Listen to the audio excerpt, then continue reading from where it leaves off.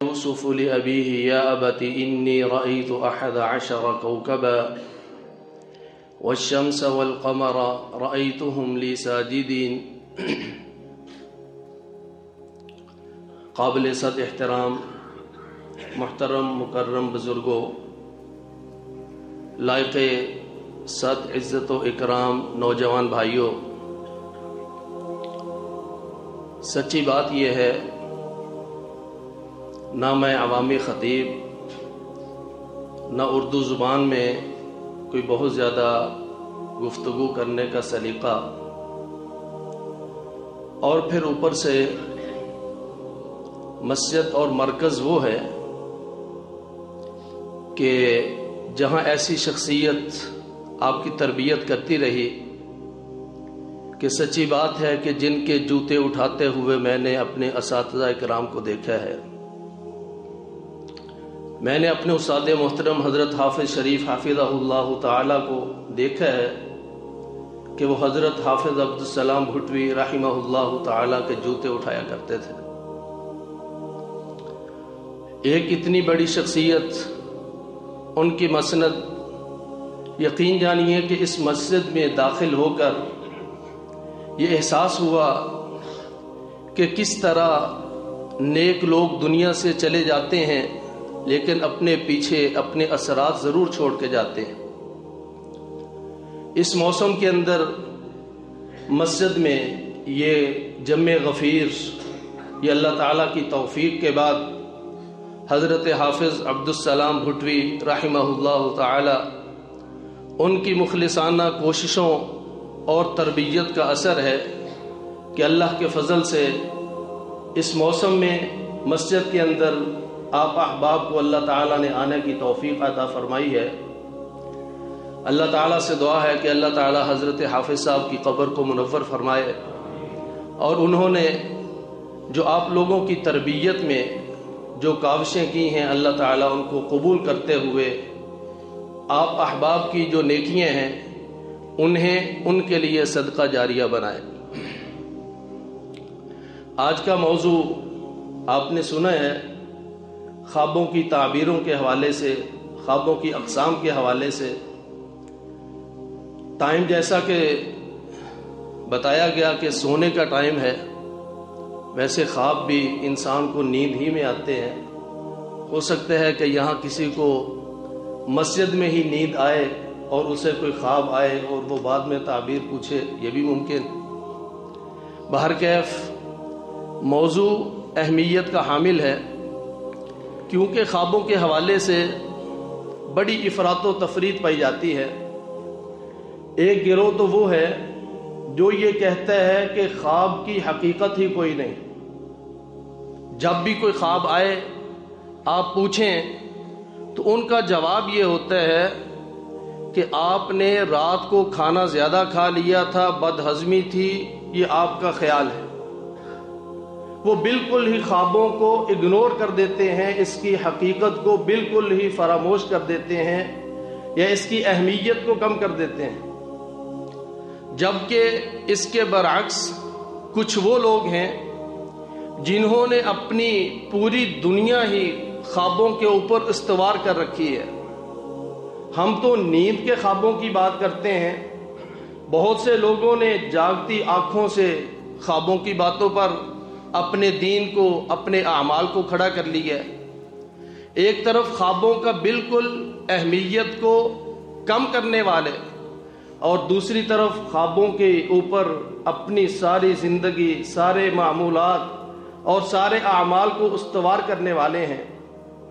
تو ضرورت اس امر کی ہے کہ نہ افراط ہو نہ تفریط ہو، نہ بہت زیادہ غلو سے کام لیا جائے اور نہ بالکل اس کی اہمیت کو اگنور کر دیا جائے۔ اس کی اہمیت ہے، تبھی تو نبی کریم صلی اللہ علیہ وسلم ہر نماز کے بعد، بالخصوص فجر کی نماز کے بعد، آپ مجلس لگایا کرتے اور پوچھا کرتے کہ تم میں سے کس نے کوئی خواب دیکھا ہے، خواب بیان کرو، میں اس کی تعبیر کروں۔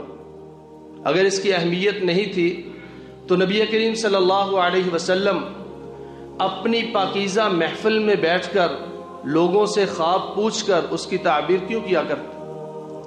اور اس کی اہمیت ہی تو تھی کہ جب امام کائنات میرے اور آپ کے پیر و مرشد ہادی و رہنما حضرت محمد الرسول اللہ صلی اللہ علیہ وسلم جن کا نام لیں، جن پر درود پڑھیں، نام لینے سے بھی دل کو سکون ملتا ہے، درود پڑھنے سے بھی دل کو ٹھنڈک ملتی ہے، وہ آپ صلی اللہ علیہ وسلم اپنی زندگی کی آخری ایام گزار رہے ہیں۔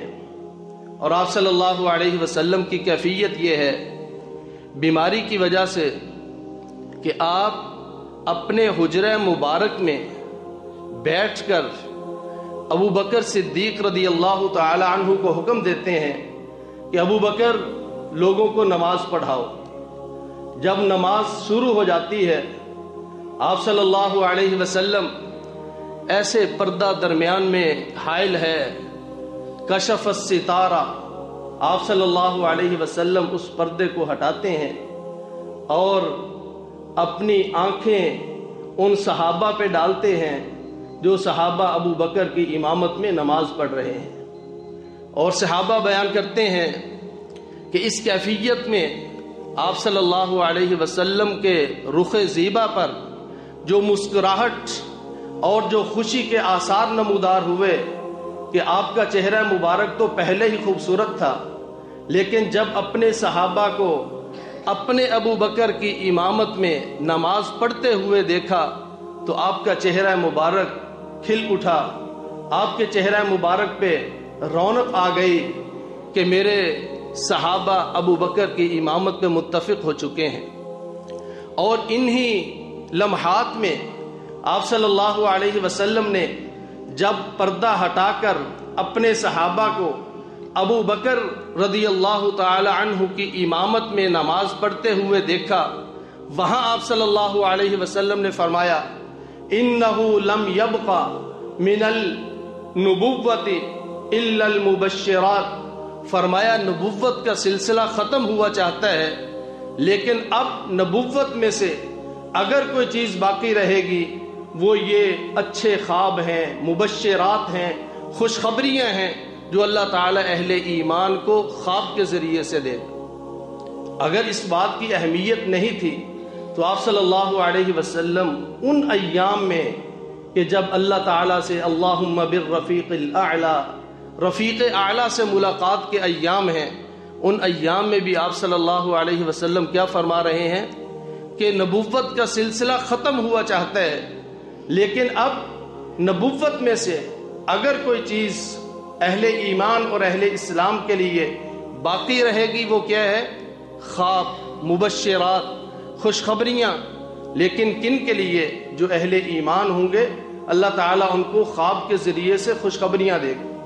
اور دوسری حدیث میں آپ صلی اللہ علیہ وسلم نے فرمایا کہ جو خواب ہے مومن کا خواب، بندہ مومن کا، غیرے کا نہیں، مسلمان کا یعنی غیر مسلم کا نہیں، مسلمان اور بندہ مومن کا خواب وہ کیا ہے؟ نبوت کے 46ویں حصے میں سے ایک حصہ ہے۔ کتنے حصے؟ 46۔ اب یہ 46واں حصہ کیسے بنتا ہے؟ نبی کریم صلی اللہ علیہ وسلم پر جب نبوت کا آغاز ہوا تو نبوت کے پہلے 6 مہینے آپ صلی اللہ علیہ وسلم کو خواب آیا کرتے تھے۔ نبوت کے پہلے 6 مہینے خواب آیا کرتے تھے، اور جو کچھ خواب میں آتا جبریل علیہ السلام فرشتہ وحی لے کر اسی طرح اترتا۔ آپ صلی اللہ علیہ وسلم کی نبوت والی زندگی کتنی ہے؟ 23 سال۔ کتنے سال؟ 23 سال۔ اب 6 مہینے 23 کو ذرا 2 سے ضرب دے کتنے بنتے ہیں؟ 46 بنتے ہیں۔ 23 کو 2 سے ضرب دیں 46 بنتے ہیں۔ تو آپ صلی اللہ علیہ وسلم نے فرمایا کہ نبوت کے 46ویں حصے میں سے یہ اچھے خواب ہیں جو بندہ مومن کو اللہ تعالیٰ دکھاتا ہے۔ تو 23 سال نبوت کی زندگی ہے، اور 6 مہینے پہلے خوابوں کے ذریعے سے، کیونکہ نبی کا خواب تو برحق ہوتا ہے، نبی کا خواب اللہ تعالیٰ کی طرف سے وحی ہوتا ہے، تو 6 مہینے وہ خوابوں پر اللہ تعالیٰ وحی کے ذریعے سے، خواب کے ذریعے سے وحی آتی تھی اور پھر فرشتہ وہی چیز حقیقت میں لے کر آتا تھا، تو یہ مطلب ہے فرمایا نبوت کے 46ویں حصے میں سے ایک حصہ ہے کیا؟ اچھے خواب. لیکن کس کے؟ بندہ مومن کے. کس کے؟ بندہ مومن کے. اور آپ صلی اللہ علیہ وسلم نے فرمایا کہ جب زمانہ چھوٹا ہونے لگے گا، یعنی گویا کہ قیامت قریب آنے لگے گی، فرمایا بندہ مومن کا کوئی خواب بہت کم ہوگا، اکا دکا خواب ہوگا جو پورا نہیں ہوگا، بلکہ بندہ مومن کے اکثر خواب سچے ہوں گے. کب؟ جب بالکل قیامت قریب آئے گی. تو بندہ مومن کے لیے اللہ تعالیٰ کی طرف سے بشارت بھی ہے، اور اس خوابوں کی تعبیر کی اہمیت اس وجہ سے بھی ہے کہ خوابوں کی وجہ سے بہت سے لوگوں نے بہت بڑے بڑے دعوے کر دیے، اور بہت سے لوگ خوابوں کی وجہ سے بھٹک بھی گئے، اور بہت سے لوگ خوابوں کی وجہ سے اپنے آپ کو کسی اور جہان کے اندر سمجھنے لگ جائے. اسی لیے خوابوں کی اقسام کو پہچاننا، خوابوں کی جو انواع ہیں ان کو پہچاننا ضروری ہے. خواب بنیادی طور پر حافظ ابن حجر رحمۃ اللہ علیہ فرماتے ہیں کہ خوابوں کی بنیادی طور پر دو قسمیں ہیں. کتنی قسمیں؟ دو. ایک ہے صادقہ اور دوسرے ہیں ازغاث. صادقہ وہ ہیں جو سچے ہیں، جو بندہ مومن کو بھی آتے ہیں، جو انبیاء کے خواب تھے، یہ سچے لوگوں کو آتے ہیں اور یہ سچے خواب. اور آپ صلی اللہ علیہ وسلم نے فرمایا اصدقکم حدیثا اصدقکم رؤیا، تم میں سے جو جتنا سچ بولے گا اتنا ہی اس کا خواب سچا ہوگا. آج ہم میں سے کئی لوگ اپنے خوابوں کی وجہ سے کئی ایسے دعوے کرتے ہیں، لیکن ان کی عملی زندگی دیکھ لیں، نہ نماز پڑھتے ہیں، نہ قرآن پاک کی تلاوت کرتے ہیں، جگہ جگہ پہ جھوٹ بولتے ہیں. جبکہ نبی کریم صلی اللہ علیہ وسلم کیا فرماتے ہیں؟ اصدقکم حدیثا اصدقکم رؤیا، جو تم میں سے زیادہ بات میں سچا ہوگا اتنا ہی اس کا خواب سچا ہوگا. تو یہ بندہ مومن کے خواب اور پھر انبیاء کے خواب وہ تو وہی ہوتے ہیں. حضرت ابراہیم علیہ السلام نے جب دیکھا بیٹے کو ذبح کر رہے ہیں تو کیا ہوا؟ اللہ تعالیٰ کا حکم سمجھ کے باپ نے کہا کہ بیٹا یہ خواب ہے. بیٹے نے یہ نہیں کہا کہ خواب ہے. آج اگر کوئی باپ اپنے بیٹے سے کوئی ایسی بات کر دے جو بیٹے کی منشا کے خلاف ہو تو بیٹا کیا کہتا ہے؟ ابا جی تسی سٹھیا گئے، ابا جی تو پتہ ہی نہیں، آج کے دور کی باتوں کا پتہ ہی نہیں ہے، تم کیا بات کرتے ہو. لیکن وہ بیٹا تھا کون؟ حضرت اسماعیل علیہ السلام. انہوں نے آگے سے یہ نہیں کہا کہ ابا جان جو آپ کو خواب آیا ہے وہ پورا کیجئے، بلکہ عرض کی کہ افعل ما تؤمر، ابا جان جو کچھ آپ کو حکم ہوا ہے وہ کر ڈالی. تو نبی کا جو خواب ہوتا ہے وہ اللہ تعالیٰ کی طرف سے وحی ہوتا ہے. اسی طرح اہل ایمان کے جو سچے خواب ہیں صادقہ وہ پورے ہونے والے. اور دوسری قسم ہے ازغاث، جس کو ہم کہتے ہیں پراگندہ خواب. اس کی پھر آگے تین قسمیں بنتی ہیں. ایک اس کی قسم تو یہ ہے کہ شیطان بندے کو ڈرانے کے لیے، بندے کے ساتھ چھیڑ خانی کرنے کے لیے، بندے کے ساتھ کھلواڑ کرنے کے لیے. اور آپ صلی اللہ علیہ وسلم نے فرمایا تحزین من الشیطان، کہ یہ شیطان بندے کو غم کے اندر مبتلا کرنے کے لیے. کیوں؟ ان الشیطان لکم عدو فاتخذوہ عدوا، یہ شیطان تو ازلی دشمن ہے، وہ کسی بندے کو خوش کیسے دیکھ سکتا ہے، وہ کسی مسلمان کو خوش کیسے دیکھ سکتا ہے. وہ آپ کو غم زدہ کرنے کے لیے، آپ کے ساتھ کھلواڑ کرنے کے لیے. یہ ازغاث کی پہلی قسم ہے. وہ اس طرح کا خواب دکھائے گا کہ آپ ڈر جائیں گے. مثال کے طور پر کوئی آدمی خواب میں دیکھتا ہے کہ اس کے ٹکڑے ٹکڑے ہو رہے ہیں، اس کا سر قلم کیا جا رہا ہے، اس کے بازو، اس کا جسم کا ایک ایک عضو کاٹا جا رہا ہے، اس کا سر کاٹ کر اس کو پھینکا جا رہا ہے اور وہ اپنے سر کے پیچھے بھاگ رہا ہے. اب اس طرح کا اگر کوئی خواب دیکھے گا تو کیا کرے گا؟ ڈر جائے، خوف کے اندر مبتلا ہوگا. جبکہ حقیقت کیا ہے اس طرح کا خواب جب کوئی دیکھے کہ اس کے اعضاء کٹ رہے ہیں، اس کا سر کٹ رہا ہے اور وہ اپنے سر کے پیچھے بھاگ رہا ہے، پریشان نہ ہو. کیوں؟ یہ شیطان کی طرف سے خواب ہے، اس کی کوئی حقیقت نہیں. نبی کریم صلی اللہ علیہ وسلم کے پاس ایک صحابی آیا اور آ کر کہنے لگا، اللہ کے رسول، میں نے خواب دیکھا ہے کہ میرا سر کٹ گیا اور وہ ایسے گھوم رہا ہے، لڑک رہا ہے، اور میں اپنے سر کے پیچھے بھاگ رہا ہوں. آپ مسکرا دیے، آپ مسکرا دیے. وہ صحابی بڑا پریشان ہوا کہ اللہ کے رسول، میرا سر کٹ چکا ہے، میرا سر لڑک رہا ہے، میں اپنے سر کے پیچھے بھاگ رہا ہوں، آپ مسکرا رہے ہیں. فرمایا کہ یہ شیطان تھا جو تجھے پریشان کرنے کے لیے آیا تھا، کچھ نہیں ہوگا.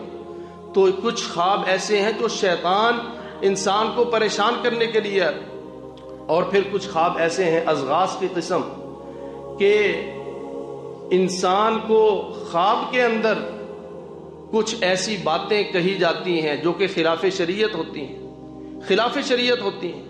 کوئی بڑا بزرگ خوبصورت چہرہ بن کے آتا ہے اور آ کر کہتا ہے تہجد بھی پڑھنا ہے، پڑھنا. اشراق جی پڑھنا. اوابین وہ بھی پڑھتا ہوں. کتنی نمازیں پڑھتے ہو؟ 7 نمازیں. قرآن پڑھا ہوا ہے؟ بالکل پڑھا ہوا ہے. وہ بابا جی کہتے ہیں کہ پتر تو بخشیا گیا، اب تجھے کچھ بھی کرنے کی ضرورت نہیں ہے. اب اس طرح کا خواب اگر کسی کو آئے اور وہ بڑا خوش پھرتا ہو کہ میں نے ایک بزرگ کو دیکھا ہے، خوبصورت چہرہ، نورانی چہرہ، سفید لباس، بڑا فرشتوں والا، بڑا ہی ایک نورانی شخصیت تھی، اس نے آ کر مجھے کہا ہے تیری ساری نمازیں لیکھے لگ گئی ہیں، اب تجھے کچھ کرنے کی ضرورت نہیں. یہ خواب ازغاث سے ہے، یہ شیطانی خواب ہے. کس لیے؟ اللہ تعالیٰ کی طرف سے جو خواب ہوگا وہ کبھی بھی آپ کو خلاف شریعت کام کرنے کا نہیں کہے. یہ تو خواب کی بات کرتے ہیں. آپ صلی اللہ علیہ وسلم نے کیا فرمایا تھا؟ ابو بکر فی الجنہ، عمر فی الجنہ، عثمان فی الجنہ، علی فی الجنہ. آپ نے نام لے لے کر کہا یہ جنتی ہیں. اور پھر کیا آپ صلی اللہ علیہ وسلم کی زبان نبوت سے جنت کی بشارت پانے کے بعد کہ جس کے اندر ایک رتی کے برابر شک نہیں ہو سکتا کہ ابو بکر جنتی ہیں، عمر جنتی ہیں، عثمان جنتی ہیں، علی جنتی ہیں اور سارے صحابہ وہ جنتی ہیں، اس کے بعد بھی کیفیت کیا تھی؟ حضرت عثمان رضی اللہ تعالی عنہ جب قبر پہ کھڑے ہوتے آپ اتنا روتے کہ آپ کی آنکھوں سے آنسو بہہ پڑتے.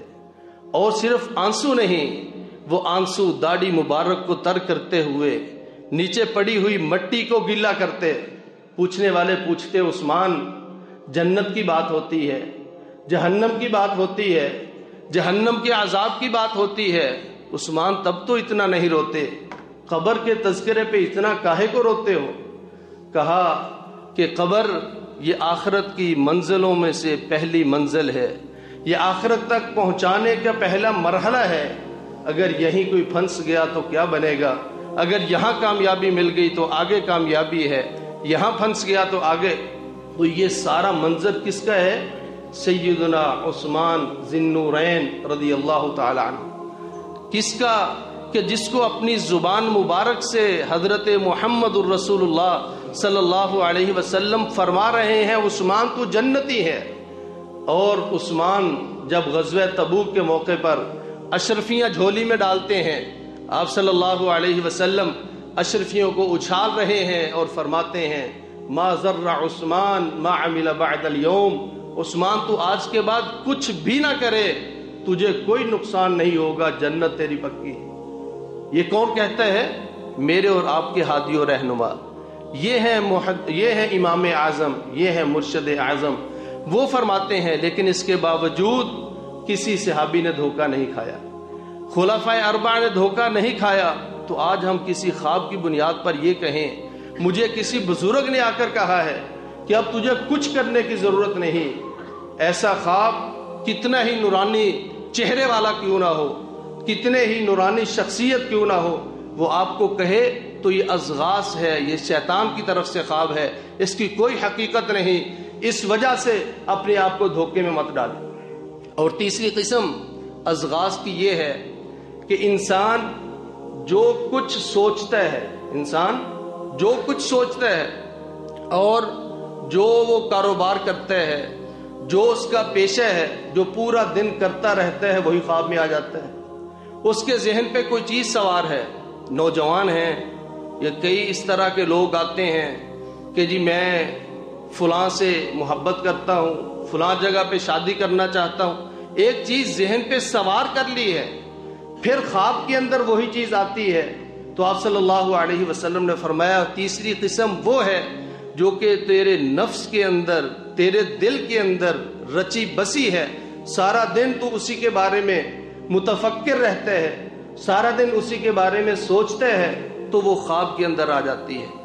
کوئی ڈاکٹر سارا دن آپریٹ کرتا ہے، خواب کے اندر بھی اگر وہ کسی کا آپریشن کر رہا ہے تو یہ حدیث النفس ہے، یہ ازغاث و احلام ہے، جو کچھ وہ سوچتا ہے، جو کچھ وہ سارا دن تجربہ کرتا ہے، وہی چیز خواب کے اندر آ رہی ہے۔ اور یہاں پر ایک بات بڑی فکر انگیز ہے کہ انسان جو کچھ سوچتا ہے خواب کے اندر وہ چیزیں آتی ہیں، لیکن بسا اوقات بے ہوشی میں بھی وہ چیزیں آتی ہیں، خواب نہیں ہے لیکن بے ہوشی۔ آپ نے ایک ویڈیو وائرل دیکھی ہوگی چند ایام پہلے کہ ایک مصر کا لڑکا ہے، اس کا آپریشن ہونے کے لیے اس کو آپریشن تھیٹر لے جایا جا رہا ہے، اور وہ کیا پڑھ رہا ہے؟ الرحمن علم القرآن خلق الانسان علمہ، وہ پوری سورۃ الرحمن پڑھ رہا ہے۔ اور جب اس کو آپریشن تھیٹر کے اندر لے کر گئے اور بالکل آخری لمحات ہیں، وہاں بھی وہ کیا کر رہا ہے؟ اذان دے رہا ہے، وہ کیا کر رہا ہے؟ تکبیر پڑھ رہا ہے۔ اب یہ بے ہوشی کا عالم ہے، لیکن اس کی زبان پہ سورہ الرحمن جاری ہے، اس کی زبان پہ اذان جاری ہے۔ کس لیے؟ اس نے اپنی زبان کو ان چیزوں کا عادی بنا لیا ہے۔ آج میں بھی دیکھوں، میرا نوجوان بھائی بھی دیکھے، آپ سب دیکھیں، ہماری زبان کس چیز کی عادی ہے، ہمارے کان کس چیز کے عادی ہیں، ہماری آنکھیں کن چیزوں کی عادی ہیں۔ ہمارے کان تو فحش گفتگو سنتے ہیں، ہماری آنکھیں تو فحش فلمیں دیکھتی ہیں، ہماری زبانیں تو وہ گانے سنتی ہیں۔ تو خدا نخواستہ کل کو اگر کسی ایسے نوجوان کو آپریشن تھیٹر میں لے جایا گیا اور وہ بے ہوشی کے عالم میں گانے گانے لگ گیا، وہ فلمی ایکٹروں کے نام لینے لگ گیا کیونکہ وہی رچے بسے ہیں، تو کیا ہوگا؟ یہ دنیا میں بھی رسوائی ہے، آخرت میں بھی رسوائی ہے۔ یہ ایک درمیانی نکتہ تھا جملہ معترضہ کے طور پر۔ تو آپ صلی اللہ علیہ وسلم نے فرمایا کہ جو کچھ آدمی سوچتا ہے، جو اس کے دل و دماغ میں ہے، جو کچھ اس کے ساتھ بیت رہا ہے، خواب کے اندر کچھ چیزیں وہ بھی آ جاتی ہیں، اس کی کوئی تعبیر نہیں ہوتی۔ تعبیر کس خواب کی ہوتی ہے؟ وہ رؤیا صادقہ۔ اور رؤیا صادقہ جو ہیں ان کے بارے میں آپ صلی اللہ علیہ وسلم سے صالحہ بھی آتے ہیں، صادقہ بھی آتے ہیں، اور من اللہ، تین جملے آتے ہیں کہ رؤیا صالحہ، رؤیا صادقہ، رؤیا من اللہ، کہ وہ سچے خواب ہیں، پورے ہوتے ہیں، اور رؤیا صالحہ بالکل وہ نیک خواب ہیں، رؤیا من اللہ وہ اللہ کی طرف سے خواب ہیں، اللہ کے فضل سے وہ خواب ہیں۔ اس میں اللہ تعالیٰ کی طرف سے یا انسان کو خوشخبری دی جاتی ہے، یا انسان کو کسی چیز سے ڈرایا جاتا ہے، یا انسان، اب مثال کے طور پر ایک بندہ بے نماز ہے، ایک بندہ بے نماز ہے، اس کو خواب کے اندر نظر آتا ہے کہ اس کو آگ کے اندر پھینکا جا رہا ہے، یا اس کو آگ دکھائی دیتی ہے، تو اس کا کیا مطلب ہے؟ اب یہ بظاہر تو بڑا ڈراؤنا خواب ہے، لیکن یہ رؤیا من اللہ، یہ اللہ کی طرف سے خواب ہے۔ کس لیے؟ اللہ تعالیٰ یہاں پر متنبع کر رہے ہیں اس بندے کو، بچ جاؤ، اگر اسی طرح زندگی گزارو گے جہنم کی آگ کا ایندھن بن جاؤ۔ سیدنا عبداللہ بن عمر رضی اللہ تعالیٰ عنہ وہ کہتے ہیں کہ جب فجر کے بعد اکثر لوگ اپنے اپنے خواب پیش کرتے تو مجھے خواب نہیں آتے تھے، میں بھی خواہش کرتا کہ کاش مجھے بھی کوئی خواب آئے، اور میں بھی اللہ کے رسول صلی اللہ علیہ وسلم سے پوچھوں، کہتے میں مسجد میں سو جاتا اس نیت سے کہ مجھے کوئی خواب آئے میں یہیں سے پوچھوں مجھے جواب مل جائے۔ کہتے ایک دن مجھے خواب آیا کہ 2 فرشتے آئے، انہوں نے مجھے اٹھایا، اوپر لے گئے اور آگ کے کنارے پر مجھے لے جا کر آگ کے اندر پھینکنے لگے، پھر ایک آیا اس نے مجھے پکڑا اور بچا لیا۔ آپ صلی اللہ علیہ وسلم کے سامنے یہ خواب بیان کیا۔ اب یہ ڈراؤنا خواب ہے، آگ ہے، آگ کے اندر پھینکا جا رہا ہے۔ آپ صلی اللہ علیہ وسلم نے کیا فرمایا؟ نعم الرجل عبداللہ لو کان یقوم من اللیل، عبداللہ تو بندہ ٹھیک ہے، تو اچھا آدمی ہے، بس ایک کمی ہے، تہجد پڑھ لیا کر۔ کس چیز کی کمی ہے؟ تہجد پڑھ لیا کر۔ حضرت عبداللہ فرماتے ہیں کہ وہ دن گیا، آج کا دن آیا، کبھی میری تہجد نہیں چھوٹی۔ تو یہاں آگ کس لیے ہے؟ من اللہ، یہ اللہ کی طرف سے ایک اشارہ تھا، ایک تنبیہ تھی کہ کوئی عمل کی کوتاہی ہے، کسی عمل کی سستی ہے۔ اس لیے اگر کوئی خواب کے اندر دیکھے اس طرح کا منظر تو اپنی وہ زندگی میں نگاہ دوڑائے، کہیں نہ کہیں اس کو کمی نظر آئے گی، کہیں نہ کہیں اس کو عبادات کے اندر، نمازوں کے معاملے کے اندر سستی نظر آئے گی، تو اس کو دور کرنے کی کوشش کرے۔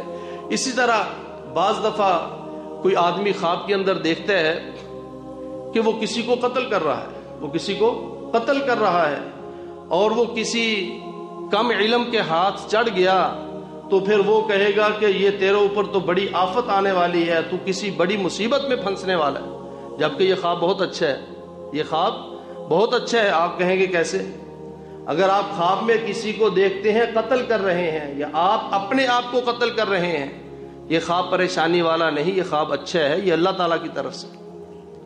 حضرت موسیٰ علیہ السلام، فرعون نے تنگ کیا تھا بنی اسرائیل کو، جو حضرت موسیٰ علیہ السلام کی قوم سے تھے، فرعون کیا سلوک کرتا تھا؟ پھر جب فرعون کے ان تنگ کرنے کے دوران حضرت موسیٰ علیہ السلام نے دیکھا کہ ان کے قبیلے اور دوسرے قبیلے کے درمیان لڑائی ہو رہی ہے، 2 آدمی لڑ رہے ہیں، تو حضرت موسیٰ کے قبیلے کے آدمی نے کہا کہ مدد کیجیے۔ انہوں نے کیا کیا؟ حضرت موسیٰ کو مدد کے لیے پکارا۔ تو حضرت موسیٰ علیہ السلام بھی موسیٰ تھے، مکہ مارا، مخالف کی جان چلی گئی، پھر وہاں سے حضرت موسیٰ علیہ السلام آگے نکلے۔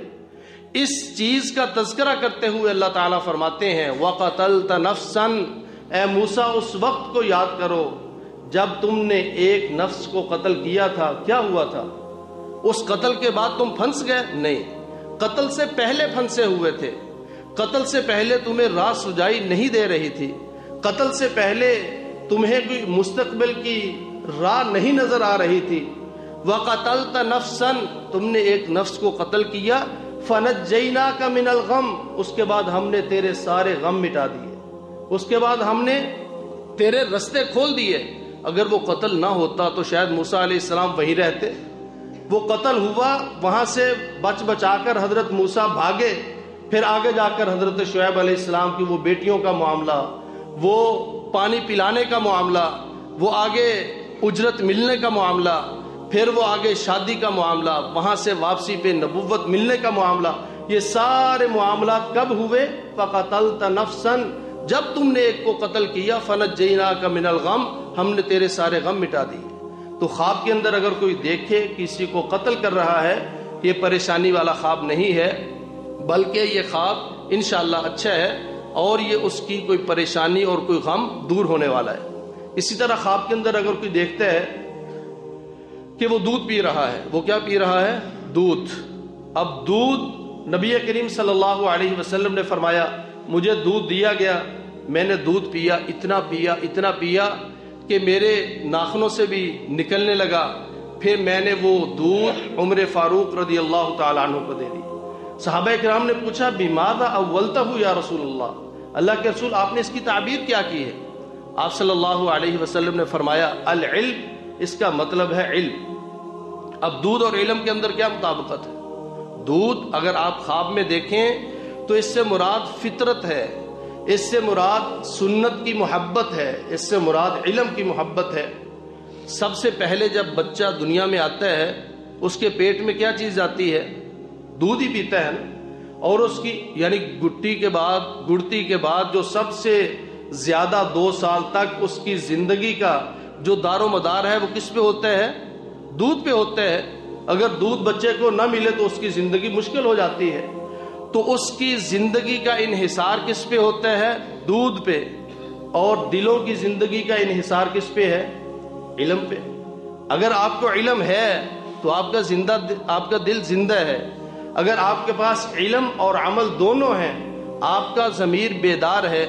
اور اگر علم نہیں ہے، جہالت ہے، نہ نماز کا پتہ، نہ روزے کا، نہ زکوٰۃ کا، کسی چیز کا علم ہی نہیں ہے، تو پھر یہ چلتی پھرتی ایک مورت تو ہے، یہ ایک ڈھانچہ تو ہے، اس کا ضمیر زندہ نہیں ہے.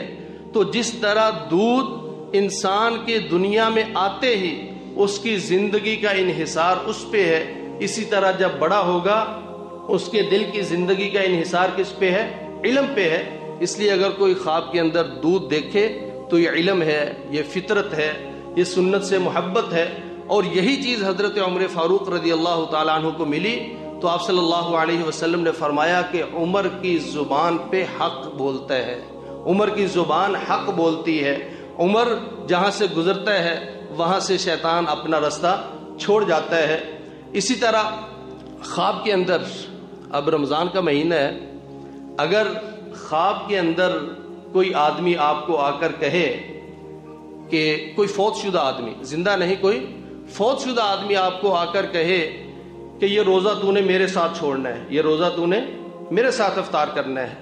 اب اس کا کیا مطلب ہے؟ اس کا مطلب ہے کہ جس کو کہا جا رہا ہے اس کو اچھی موت نصیب ہوگی، اس کو بڑی ہی خوبصورت موت نصیب ہوگی. افطاری کیا ہے؟ روزے کا اختتام ہے. افطاری روزے کا اختتام ہے.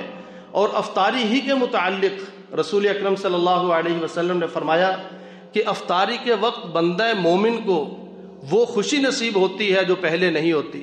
اور روزے دار کو ایک خوشی افطاری کے وقت اور دوسری خوشی اللہ تعالیٰ سے ملاقات کے وقت. اللہ تعالیٰ ہمیں افطاری کی خوشی بھی نصیب فرمائے اور اپنے دیدار کی خوشی بھی نصیب فرمائے. تو افطاری کا مطلب کیا ہے؟ وہاں بھی خوشی اور اللہ تعالیٰ سے ملتے ہوئے بھی خوشی. تو ایسے شخص کی موت انشاءاللہ اچھی ہوگی. حضرت عثمان رضی اللہ تعالیٰ عنہ جب ان کا گھیراؤ کر لیا باغیوں نے، بلوائیوں نے، اور حضرت عثمان نے واسطے در واسطے دیے کہ ظالموں تم مجھے اسی کنویں سے پانی نہیں پینے دیتے جس کنویں کو میں نے اپنی رقم سے خرید کر مسلمانوں کے لیے وقف کیا تھا. آج تم نے میرے لیے اسی مسجد نبوی کے دروازے بند کر دیے ہیں کہ جس کے لیے قطع ارضی خرید کر میں نے اللہ کے رسول صلی اللہ علیہ وسلم کے سامنے وقف کیا تھا، اور آپ نے فرمایا تھا کہ اس قطع ارضی کے بدلے میں تجھے جنت میں گھر ملے گا، اور آج تم مجھے اسی مسجد میں نہیں جانے دیتے جب کسی نے کوئی بات نہیں مانی. حضرت عبداللہ بن عباس فرماتے ہیں کہ حضرت عثمان رضی اللہ تعالی عنہ مجھے کہنے لگے کہ رات کو میں نے خواب دیکھا ہے، مجھے میرے حبیب نے محمد الرسول اللہ صلی اللہ علیہ وسلم نے کہا ہے افطر عندنا عثمان روزہ ہمارے پاس آ کر افطار کیجیے، عثمان روزہ ہمارے پاس افطار کیجیے. حضرت عثمان نے اس دن روزہ رکھا اور وہی آخری دن تھا بلوائیوں نے حملہ کیا اور حضرت عثمان رضی اللہ تعالی عنہ شہید ہو جاتے. تو آپ صلی اللہ علیہ وسلم نے افطاری کا کہا تھا تو شہادت کی موت نصیب ہوئی، نیک موت نصیب ہوئی. تو یہ اچھی موت کی طرف اشارہ ہے. اس لیے خواب جیسا بھی ہو، ہمارے ہاں بعض دفعہ خواب بظاہر بہت ڈراؤنا ہوتا ہے لیکن ہاں اس کی تعبیر اچھی ہوتی ہے. بعض دفعہ خواب بظاہر اچھا ہوتا ہے لیکن اس کی تعبیر اچھی نہیں ہوتی. اس لیے ہر کسی سے نہیں پوچھنا چاہیے، اہل علم سے پوچھنا چاہیے. رسول اکرم صلی اللہ علیہ وسلم نے خاص طور پہ اچھے خواب کے بارے میں فرمایا. حضرت یعقوب علیہ السلام نے بھی فرمایا تھا کہ تجھے 11 ستارے، چاند اور سورج سجدہ کر رہے ہیں، لا تقصص رؤیاک علی اخوتک، بھائیوں پر اپنا خواب بیان نہ کرنا، فیکیدوا لک کیدا، وہ تیرے لیے سازش کریں گے. فرمایا اچھا خواب بھی آئے اس کے بارے میں 3 کام کرنے ہیں. فلیحمد اللہ، اللہ تعالیٰ کی تعریف کرے، یا اللہ تیرا شکر ہے تو نے اچھا خواب دکھایا. ولیستبشر، اور اس کے ذریعے سے خوشخبری پکڑے، مستقبل میں اللہ سے امید رکھے کہ یا اللہ اس خواب سے مجھے امید ہے میرے مستقبل میں میرے لیے اچھے فیصلے ہوں گے۔ اور تیسرا فرمایا کہ صرف اپنے پیارے کو، اپنے محبوب کو بتائے تاکہ کوئی اس کے خلاف سازش نہ کرے۔ اسی طرح اگر کسی کو کوئی برا خواب آتا ہے، سب سے پہلا کیا کام کرے؟ وَلْيَتَعَوَّذْ بِاللَّهِ مِنَ الشَّيْطَانِ۔ برا خواب آیا، کوئی ڈراؤنا خواب آیا، سانپ ہیں یا اس طرح کی چیز، اعوذ باللہ من الشیطان الرجیم پڑھے۔ اور دوسرا کام اعوذ باللہ من شرہا، شیطان سے بھی پناہ مانگی، اور دوسرا یا اللہ اس خواب کے برے پہلو سے بھی پناہ مانگتا ہوں۔ اور تیسرا کام کیا کرے؟ اپنی کروٹ تبدیل کر لے، اپنی کروٹ تبدیل کر لے، اگر دائیں طرف ہے تو بائیں طرف ہو جائے، بائیں طرف ہے تو دائیں طرف ہو جائے۔ اور چوتھے نمبر پر کیا کرے؟ اعوذ باللہ من الشیطان الرجیم پڑھ کے بائیں طرف 3 دفعہ تھو تھو کر دے۔ اور پانچواں کام کیا کرے کہ اٹھے اور 2 رکعت نماز پڑھ دے۔ اور چھٹا کام کیا کرے کہ وہ خواب وہیں پہ دبا جائے، کسی کو بیان نہ کرے۔ اور آپ صلی اللہ علیہ وسلم نے فرمایا فَإِنَّهَا لَا تَضُرُّهُ، وہ خواب کبھی بھی اس کو نقصان نہیں پہنچائے گا۔ اس لیے اچھے خواب کو بیان کریں، لیکن صرف اپنے پیارے کو جو آپ کے ساتھ مخلص ہے، اور برا خواب اور ڈراؤنا خواب ہو اس کو آپ دبا جائیں اور اللہ تعالیٰ کی اپنے آپ کو پناہ میں دے دیں، انشاءاللہ اس کا نقصان نہیں ہوگا۔ باقی مزید اگر کوئی آپ سوال کریں گے تو اس میں باتیں واضح ہو جائیں گی۔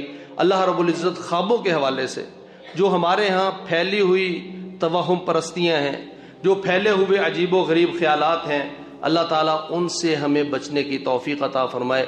اور خوابوں کے اندر جو اشارے ہوتے ہیں اللہ تعالیٰ ہمیں انہیں بھی سمجھنے کی توفیق عطا فرمائے، اور اللہ تعالیٰ ہمیں اچھے اچھے خواب دکھائے اور ان کی اچھی اچھی تعبیریں ہماری زندگی میں پوری فرمائے۔ آمین۔ وآخر دعوانا ان الحمد للہ رب العالمین۔